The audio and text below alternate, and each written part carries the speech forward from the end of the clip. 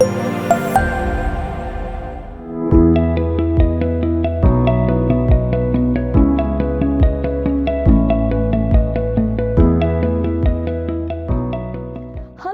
please welcome Kumam Davidson to QueerTWENTY, the cohort of 2021.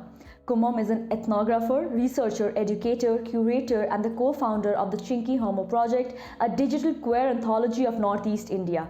He's also the founder of Matai Society. Thank you so much, Kumam, for joining us. I'm very, very happy to be here. Absolutely, Kumam. So, Kumam, let's start with a personal question at the upfront. What was your coming out story like, and since then, how has your support system evolved? Well, it was many, many years back. I was in university. I was in Jawaharlal Nehru University. I was doing my master's in English Studies in the Center for English Studies. It was a great department. It was a great center. Everybody was like a family, like a friend, from professor to the non-teaching staff, and to juniors and seniors. So I was we were the youngest batch at that time. We were in the second semester of masters, and I think the environment and the people were so open, so conducive, so welcoming, accepting, that I think I just said out of blue to my two of my friends. They were girlfriends, and I said, hey, I like boys. I mean, I've never said this to my friends, and and it was incredible. I think it was waiting to come out for so many years that we three kept walking through the throughout the campus whole night, and they were just listening to my stories in the sense of who did I meet before, who did I fall in love with, what did I do, how was my life as a young boy. So it was incredible. I think the foundation of my queer identity, the foundation of my queerness, queer empowerment, self-empowerment, I think really started from there.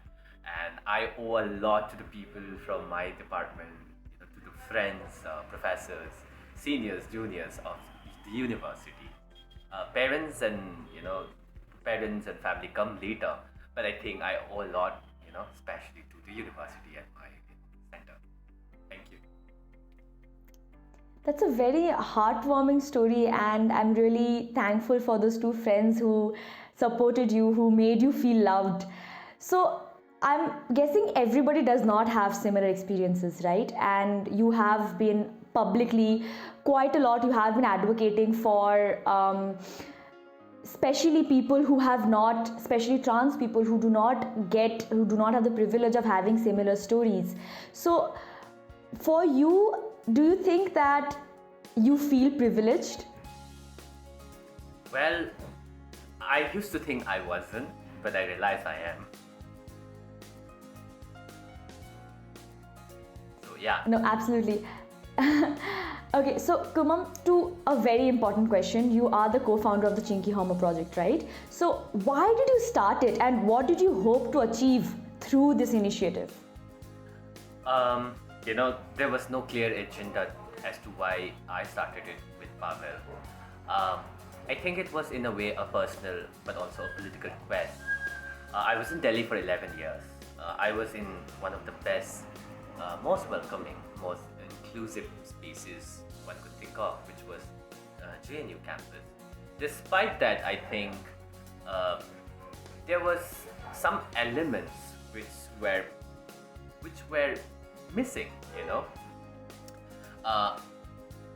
I being a northeastern person, I being a person from Manipur, also being queer, in a way, I'm an outsider in so many ways to my own people, to the people in Delhi, and to the people across the region here in Northeast India. So I think in a way, I was an outsider in so many ways, and somebody who's not sure who I am, what I am. So I think it is that quest, which led to the project. And one thing which was clear was that with an interest in writing and storytelling, I think documentation, storytelling, writing, archiving was kind of inevitable. So that part was inevitable, but as to why did one start it, I think it was more of this quest coming out strongly, each day. And it started from an Instagram post. Also, my sentiment, which was kind of resonating to other people, especially Pavel. So I think in a way it was a very personal but also political quest to reclaim who I am, to fight for who one is, and things like that. So yeah, that was it. But in terms of what do we want to achieve through this initiative is, I think, just to begin with, we want to have a history for ourselves. We live invisible lives. We are not part of any historical documentation. So we want to be documented. We want to have an archive for ourselves. I think that is fundamentally what we intended to achieve. When we talk about invisible lives and invisible narratives, how do you come to terms with, as you said, this silence that surrounds specific ethnicities within the queer community? And how do you think that, especially in today's context, how did the pandemic impact these echo chambers? So speaking from where I am, which is Manipur and largely Northeast India,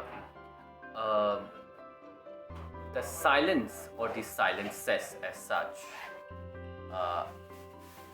cut across differently among different communities. For example, if you look at Manipur, the trans visibility is very strong. Their voices are audible out there.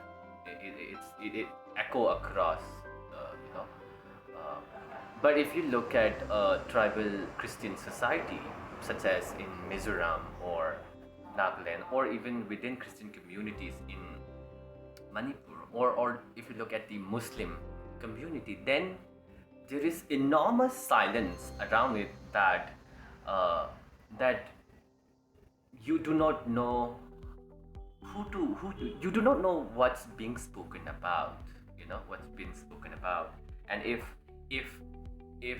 queer conversations are happening, I think probably it's happening behind bedrooms, inside bedrooms, inside dark, shady rooms. So from my own position, from my own lived experiences, when I came back from Delhi particularly, I came back with a certain sense of queerness, wherein being vocal, being visible is very important to me, which is completely the reverse in my context. Here, the idea is that you can be who you are, you can be what you want to be, yet you do not break the silence. You discretion, basically. If you're discreet, if you're silent, then things are acceptable. That you can live the life that you want. I think I am very, very vehemently against such an idea of silence and invisibilization. I think for me, pride or one's sense of identity is only validated when you break that silence, when you break that invisibility. So I think in that way I'm very shameless, I'm very fearless. I do not really give a second thought before I speak about what I want to speak about. Yes, I have to be careful about how do I speak, what do I say, but that's not going to stop me from saying what I want. And just a very funny example, that on all the dating apps, Blue, Grindr, Planet Romeo, I often come across I'm the only person there with my own picture and name. Sometimes I see maybe one or two other people, who also put up their pictures, but often I come across I'm the only person. So I get both backlash for that, but also both admiration for that, which wasn't the intention why I did put up. I think for me, the idea is that it's very, very important to break that silence and to be visible, you know. With pandemic, I think on one hand, the economic, social, mental health impact of it is enormous on the community, because I think the fact that you have to come back from Delhi or Mumbai where you had a slightly better life, you come back to your own family, natal family, which often is unaccepting, which often is a side of violence as well. Also, the fact that you lose jobs, who then what does a queer person? How does a queer person reclaim one's own sense of dignity if you are not even financially independent to begin with? So this economic, social, mental health impact is enormous, and I think we are still reeling through that. On the other hand, I think we also built newer ways of friendship and networking, especially through the digital networks. There was enormous surge in the use of dating apps, for example, WhatsApp groups. Good or bad, that's another thing. I think we saw a different kind of mobilization, a different kind of networking and socialization. I think we are really now in a transition period where there's an election coming, and things are quite messy. People are in the streets now. But I think the fact that COVID-19 pandemic, general election, petrol prices have become such national headlines, I think, as usual, I think our lives, our realities, our issues, our concerns, I think are pushed out of our imagination yet again. Look at from media representation to media, to other kinds of mainstream representation. I think queer trans life often remains like a token, something as a something to be just kind of added, but never really mainstream news, never really mainstream issue. So with or without pandemic, I think that's how it is. I think I just want to end by saying that nothing is going to change if the silence remains. Nothing is going to change. There are some risks involved, but I think one has to really, really break the silence. I think there's just no other way. So, Kumam, as somebody who is very aware of the invisibilization, what are some efforts on your part? For example, you are the founder of Matai Society, right? So, what have been some efforts on your part to actually bring more attention to the issues faced by certain marginalized communities, especially during the pandemic? Yeah. So I've said this on. I haven't said this in a larger platform before. So a lot of people ask, why do I do what I do? And a lot of people also ask, how do we do? What do we do? Right? So I keep saying that it all begins with space. It all begins with space. Our society, Matai Society as such, is a space to begin with. When I came back home, when I came back to Manipur, we didn't really have. I didn't find that space. So for me and for us, it's that idea of a space, a safe space, an affirmative space, a friendly space, a community space, a space where you are sure that you can run to when you are in crisis, a space where you will find friends, a space where you will find community. And once we have that space, I think each one of us gain the strength to break that silence. We gain the strength and the solidarity to articulate what we want to articulate. We regain the confidence, we regain the self-esteem. We are able to do something, we are able to come together. So it is that idea of space which is, I think, at the crux of the society. And with that, I think we are able to slowly put our hands on advocacy projects, to research projects, to community building, right? To skill development. So it is that idea of a safe, affirmative community space which brought us together and really build something together. Yeah, so that's how it is. talking about spaces where one can grow and safe spaces, you are also an educator. So you teach in a government higher secondary school. What role do you believe that educational institutions have in instilling values of inclusion, diversity, equity, especially in the youth? I remember the time when I was in JNV school, which is a government school for the economically backward children, students, right? I got introduced to the curriculum. I mean, despite the fact that it was a very nationalistic project in a way, at the same time, it was a very well designed,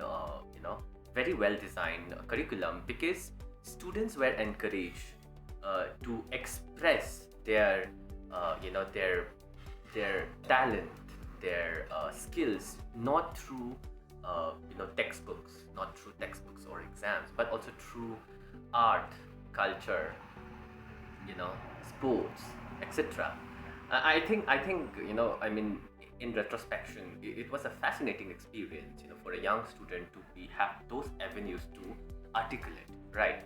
I haven't been to JNB in more than 15 years now, so I don't know where it is right now, how much it has evolved in the last 15 years. So now coming to where I teach right now, which is a state government setup,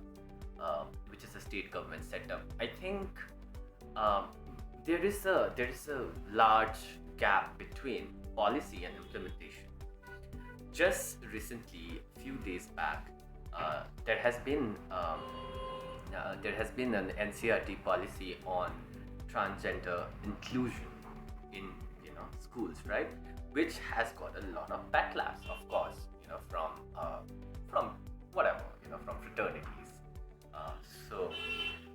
So I think the fact that such an inclusive policy has come just now means that for many years we were running the institution without that sense of inclusion, without that sense of diversity. And in institutions, I think institutions, and particularly educational institutions as such, there's a lot of work to be done yet. Especially when I speak from Manipur context. We do not, from an institutional point of view, we do not have any tools or policy or structure to kind of, let's say, build diversity, build inclusivity. It is still where it was. There's a female section, there's a girl section, there's a boy section, right? It's still bifurcated that way.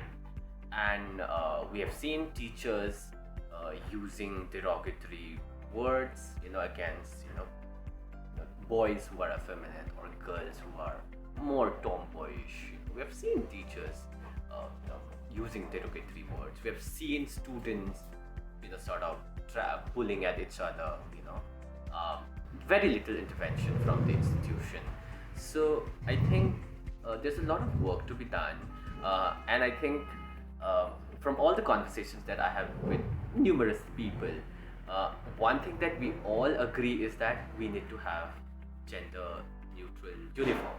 That's just a very practical, feasible, and efficient way to start. So yeah, then comes textbook, the content, what kind of content, right? Teacher training, induction, workshops. So that can all come in. But to begin with, we need probably gender neutral, uniform, because a lot of boys are unnecessarily forced to wear boys' uniform when they actually identify more with women's or female clothes, uniforms, right? Same, vice versa.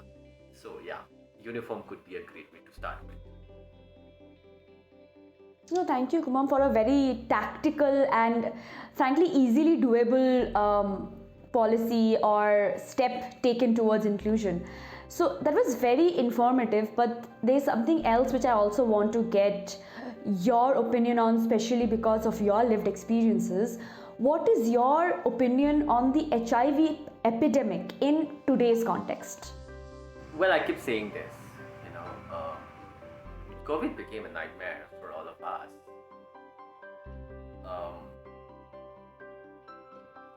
And at the same time, I mean, you know, the kind of efforts, the kind of infrastructure, the kind of resources pumped into it, it's enormous. I mean, it's massive. The kind of drive for a vaccination, right? The kind of testing at a massive scale, the kind of check-ins, the kind of vaccination, verification at airports, for example. I mean, it's a massive scale of work, unimaginable, unbelievable as well. But we all did it together, and a lot of credit to whoever is at the front line. Having said that, HIV almost became like a forgotten epidemic, especially at the face of COVID-19. It almost became like a forgotten epidemic. It killed as many as COVID killed, or even more. The disease kills so many people, but I think it is also the stigma that killed many lives, not just the virus per se. And even in 2021, medical staff who works in the who works on HIV issue could be found to be stigmatizing a person who's at risk. I've come across personally. HIV epidemic. I mean, it's a very complex issue, and I just want to give a very brief layout and maybe set the stone for future conversations. Is that the medical aspect of HIV, from ART, antiviral therapy, to PrEP, pre-exposure, prophylaxis, to testing, etc. and etc. I mean, it's taken care by gigantic medical companies, right? Huge lot of money pumped into it. The advocacy aspect of it, the social and advocacy aspect of it, which has to build the ground, which has to build the tempo for more social acceptance, more destigmatization, is something that I think we lagged behind across. Maybe it did a little better in some countries, but at least from the point of view of Manipur or Northeast India or India, I think the stigma is extremely high, and I think that's where we really lagged behind. The decisions are taken by policymakers or leaders who are also not from the community, who are also not a PLHIV person, PLHIV, right? So which means the lived reality of people living with HIV, the lived reality of people living with HIV across different communities, from female sex worker to trans women, right, to injecting drug users. We know very little of their lives. We know very little of their lives. We do not have their narratives. I think, however, the medical aspect of it is advanced today. If it is not backed up by very strong advocacy, very strong destigmatizing efforts, very strong lived reality accounts, it's not going to change overnight. It's going to continue the way it has continued. It's taken so many years, 2 decades, 3 decades, 4 decades. And look where we have reached. We still are afraid of talking about it. So that tells a lot where it went wrong and what is that we have to rectify. Look at COVID. It took us only 1 year to come up with all the ways to fight against the epidemic, fight against the pandemic. And why didn't it happen with HIV? What was so difficult about it? Because it is founded on an idea that that it is a stigmatized, taboo issue, and you are not supposed to be part of it, right? So that is the fundamental problem. No, Thank you so much, Kumam, for I think laying out this framework, which makes it easier for our viewers who, as you said, don't really get information that easily. And I really do hope it encourages future conversations. This was very insightful. Thank you so much, and thank you for coming here and speaking to us.